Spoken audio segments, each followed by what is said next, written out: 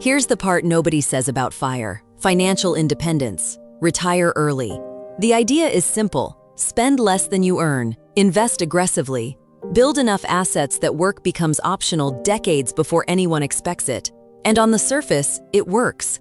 People pursuing FIRE are more intentional than almost anyone else in personal finance. They save more. They avoid lifestyle inflation. They understand that time is worth more than things.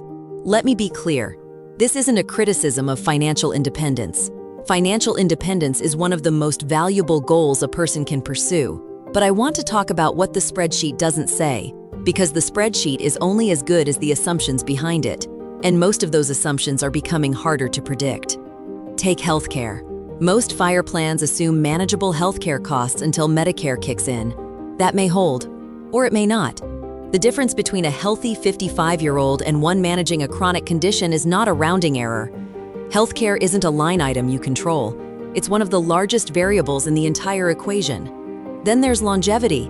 Ironically, one of the biggest threats to a FIRE plan is living longer than expected.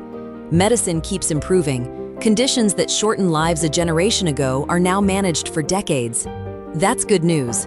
But a retirement that lasts 30 years is very different from one that lasts 50. Most FIRE planning is focused on the exit date.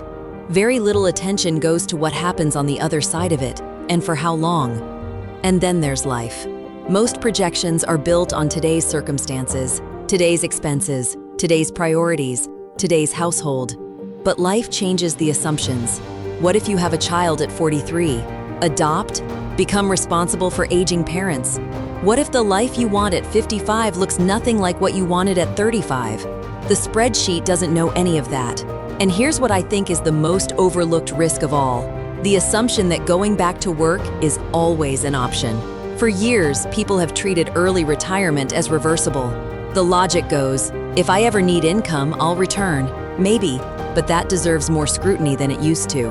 Technology is moving fast. AI is reshaping white-collar work. Skills become outdated faster than they once did. Professional networks weaken over time. Stepping away for 10 or 15 years may not be as easy to reverse as most people assume. And the lower barrier options are shrinking too. Self-driving vehicles, delivery automation, shifting commission structures across industries, the fallback options that once made re-entry feel safe are becoming less reliable. So what does this mean? It doesn't mean stop pursuing financial independence. It means stop confusing financial independence with certainty. No spreadsheet can predict every health event. No projection can anticipate every family decision. No withdrawal model can perfectly forecast 50 years of economic change. The strongest financial plans aren't built around precision. They're built around flexibility.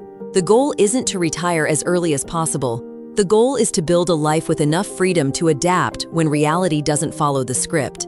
And reality rarely follows the script. So before you ask whether you've hit your number, ask yourself something else. How many of your assumptions would still hold if your life looked completely different 10 years from now? Because the biggest risk in financial planning isn't always running out of money. Sometimes it's becoming too dependent on a future that may not unfold the way you planned. And that's the part nobody says. I'm Claire, and this is what Claire knows.